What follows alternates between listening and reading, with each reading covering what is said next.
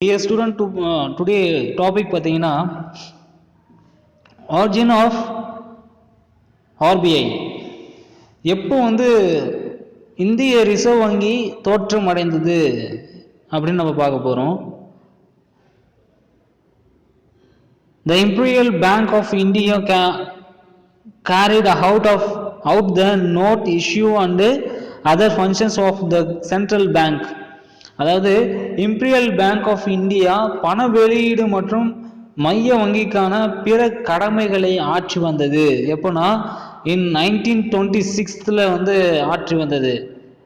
இதில் Hilton Young Commission or Royal Commission on Indian currency and finance. அப்போ யார் கரன்சியுடைய ஃபினான்ஸ் இதில் உறுப்பினராக இருந்ததுன்னு பார்க்கும்போது JM Keynes and sir Ernest Cable were the member. இவங்க ரெண்டு பேர் தான் என்ன பண்ணாங்க, மெம்பராக இருந்தாங்களாம். இதில் 1926 ஹில்டன் யங் ஆணையம் மற்றும் இந்திய நாணய மற்றும் நிதியியல் தொடர்பான ராயல் ஆணையம் அப்படின்னு சொல்லிட்டு ராயல் ஆணையம். இதில் யார் உறுப்பினராக இருந்ததுன்னு பார்க்கும்போது ஜேஎம் கின்ஸ். இது 1 மார்க்கில் கேட்பாங்க. என்னன்னு கேட்பாங்கன்னா Indian currency and finance dash members அப்படின்னு கேட்பாங்க. டேஷ் மெம்பர்ஸ் இல்லைன்னா royal commissions and Indian currency and finance. இதில் மெம்பராக இருந்தவங்க யார் அப்படின்னு கேட்கும்போது நீங்கள் நோட் பண்ண வேண்டியது ஜேஎம் கின்ஸ் 1 மார்க்கில் கேட்பாங்க. சார் எர்னஸ்ட் கேபிள், இவங்க 2 பேர் தான். Ernest Cable. இது எப்போ தோற்றம் அடையுது அப்படின்னு கேட்கும்போது ஹில்டன் யங் ஆணையம் எப்போ தோற்றம் அடைந்தது அப்படின்னு கேட்டாங்கன்னா 1926 நீங்கள் சொல்லணும். ஓகேங்களா, 1926. அப்போ தான் என்ன பண்ணுறாங்க, இந்த ஆணையத்தின் மூலயமா இந்த imperial bank of India open பண்ணுறாங்க, செயல்படுத்துகிறாங்க. அடுத்து தான் made recommendation to create a central bank. என்ன பண்ணுறாங்க, அப்போ தான் அந்த சென்ட்ரல் பேங்கை கிரியேட் பண்ணுறாங்க, உருவாக்குறாங்க, பரிந்துரைக்கிறாங்க. இது மூலயமா ஒரு பேங்க் செயல்படுத்தலாம் அப்படின்னு சொல்லிட்டு பரிந்துரைக்கிறாங்க. As a result, the RBI Act. RBI Act என்ன 1934 RBI Act அப்படின்னு கேட்டாங்கன்னா 1934 தான் நீங்கள் சொல்லணும். அடுத்தது was passed and RBI launched in operation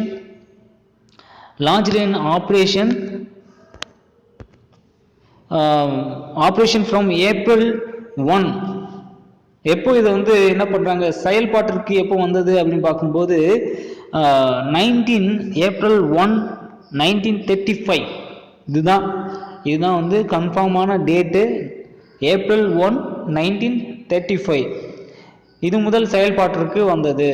RBI was established with their share capital of 5 crores divided into shares of 100 each, fully paid off. அதாவது 5 கோடி மூலதனம், 100 ரூபாய் முழுவதும் என்ன பண்றாங்க, செலுத்தப்பட்ட பங்குகளால் உருவாக்கப்பட்டது. ஒன்லி 100 ரூபாய் பங்கு தான், அது 100 ரூபாய் பங்கு. ஆனால் 5 கோடி டிவைட் பண்றாங்க ஷேரா. The entire share capital was owned by private shareholders. என்ன பண்றாங்க, பங்கு முதல் தொகை முழுவதும் தனியார் பங்குதாரர்கள் வசம் இருந்தது. எப்போ 1935 இந்த 5 கோடி ரூபாயும் பிரைவேட் கிட்ட தான் இருந்ததுதான். It head office was the Calcutta and moved to Mumbai in 1937. அதாவது ஃபர்ஸ்ட் ஹெட் ஆஃபீஸ் எங்க இருக்குதுன்னா கல்கத்தாவில் தான் இருந்தது. அடுத்தது அவங்க என்ன பண்ணாங்க, 1937 இங்கே மும்பைக்கு மூவ் பண்ணிட்டாங்க. அங்கேருந்து மும்பைக்கு மூவ் பண்ணிட்டாங்க. ஓகேங்களா. அடுத்ததான் ஆஃப்டர் இண்டிபெண்டன்ஸ்க்கு அடுத்தது என்ன பண்ணுறாங்க, சுதந்திரம் அடைந்த பிறகு the government of India passed Reserve Bank என்ன பண்ணுது, ரிசர்வ் பேங்க்னு சொல்லிட்டு என்ன பண்றாங்க, பேரை மாத்துறாங்க, டிரான்ஸ்பர் டு பப்ளிக் ஓனர்ஷிப். அடுத்துதான் என்ன சொல்றாங்க, பொது உரிமைக்கு மாற்றப்பட்ட ஒரு சட்டத்தை வந்து ஏற்றாங்க. எப்போனா 1948 இது வந்து பொது உடைமை வங்கியாக மாற்றப்பட்டது. இந்திய அரசாங்கம் ரிசர்வ் வங்கியை வந்து பொது உடைமை வங்கியாக மாற்றப்பட்டது அப்படின்னு சொல்லிட்டு ஒரு ஆக்ட் கொண்டு வந்துட்டாங்க. அடுத்தது பார்த்தீங்கன்னா took over RBI after paying appropriate compensation to the private shareholders. என்ன பண்றாங்க, மேலும் தனியார் பங்குதாரர்களுக்கு சரியான இழப்பீடு தொகையை வழங்கி ரிசர்வ் வங்கியை அரசுடைமையாக்கியது. ரிசர்வ் பேங்கை வந்து என்ன பண்ணாங்க, தனியார் கிட்ட இருந்து அவங்க ஷேர் எல்லாம் 5 கோடி ரூபாய் ஷேர் இருக்குல்ல, அந்த ஷேர்ஸ் எல்லாம் என்ன பண்ணாங்க, பொது உடைமை வங்கியா மாற்றணும்னா அவங்க என்ன பண்றாங்க, பிரைவேட்டுக்கு அந்த ஷேர்ஸ் எல்லாம் கம்ப்ளீட் பண்ணிட்டாங்க. கவர்மெண்ட் மூலியமா அந்த ஷேர் எல்லாம் வந்து அவங்களுக்கு கொடுத்துட்டாங்க, அந்த இழப்பீடுகள் எல்லாம் கொடுத்துட்டாங்க. கொடுத்துட்டு பிறகு என்ன பண்றாங்க, இவங்க அரசு உடைமையாக மாற்றிட்டாங்க, அரசு உடைமையாக மாற்றாங்க. ஃப்ரம் ஜனவரி 1, 1944, இது ரொம்ப நோட் பண்ணிருக்கீங்க, இது ரொம்ப முக்கியமானது. From January 1, 1949 RBI started functioning as a government owned central bank of India.